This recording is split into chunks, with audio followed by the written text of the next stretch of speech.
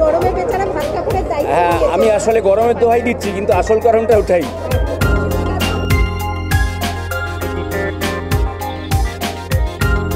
মানসী সিনহা পরিচালিত প্রথম বাংলা ছবি এটা আমাদের গল্প। মিষ্টি প্রেমের গল্প নিয়ে এই ছবি বহু ঝড়ঝাপটা অতিক্রম করে অবশেষে মুক্তি পেল। সম্প্রতি হয়ে গেল সেই ছবিরই প্রিমিয়ার। কেমন ছিল প্রিমিয়ার নাইট দেখে নিন।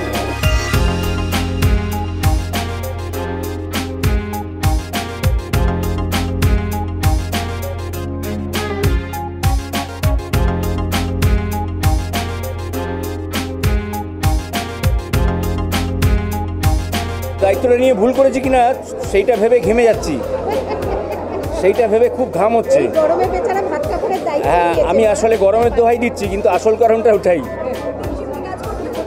হ্যাঁ, ও টাকা তুলতে গেলে ওটা করতেই হবে। আগে যে শোগুলো হয়েছে সেগুলোর রিপোর্ট ভীষণ ভালো, এবং তার মধ্যে বোধহয় একটা না দুটো হাউসফুল শো আছে খবর পেলাম।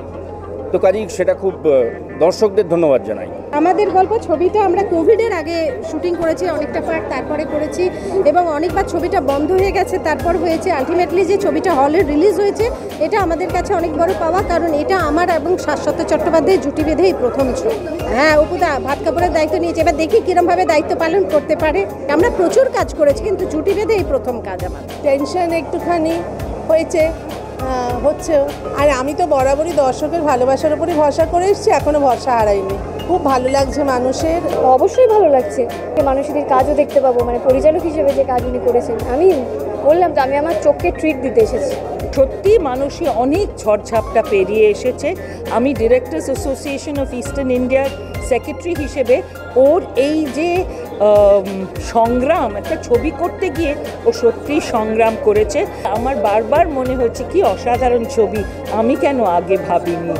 আর আজকে সমাজ পরিবর্তনশীল, আমি গল্প কিছুতেই বলবো না, কিন্তু এই গল্প সেই সব মানুষদের নিয়ে যারা আমাদের মতো। আমি চেয়েছিলাম এই সিনেমাটা হলে আসুক, আমরা সবাই একসাথে এরকম প্রিমিয়ারে আসি সেজে গুজে, এবং গর্বে বুক ফুলে উঠুক, কারণ মানুষের সিনেমা এটা। অপুদার সাথে, অপাদির সাথে, সোহাগ মাসির সঙ্গে, দেবদূত, মানসীদি, তারিন এবং আমাদের একগুচ্ছ নতুন অভিনেতার নিউ জেনারেশন, একটা সম্পর্ক তৈরি হয়ে গেছিল। টেনশনে রয়েছি, এটা আমার প্রথম কাজ। ঈশ্বরের আশীর্বাদ যদি থাকে তাহলে মানসী সিনহা এই ছবি, প্রেমের হোক, যাই হোক, যে ছবি হোক, আমি দেখব, দেখলে বুঝতে পারবো। আশা করি ভালো ছবি হবে, এবং ভবিষ্যতে মানসী সিনহা একজন ভালো পরিচালক হোক, এটাই আমার প্রার্থনা। কারণ মেয়েরা এখন অনেক কিছু করতে পারছে, ছেলেদের থেকে তারা অনেক এগিয়ে গেছে, তো সেটা আবার প্রমাণ দিই মানসী সিনহা।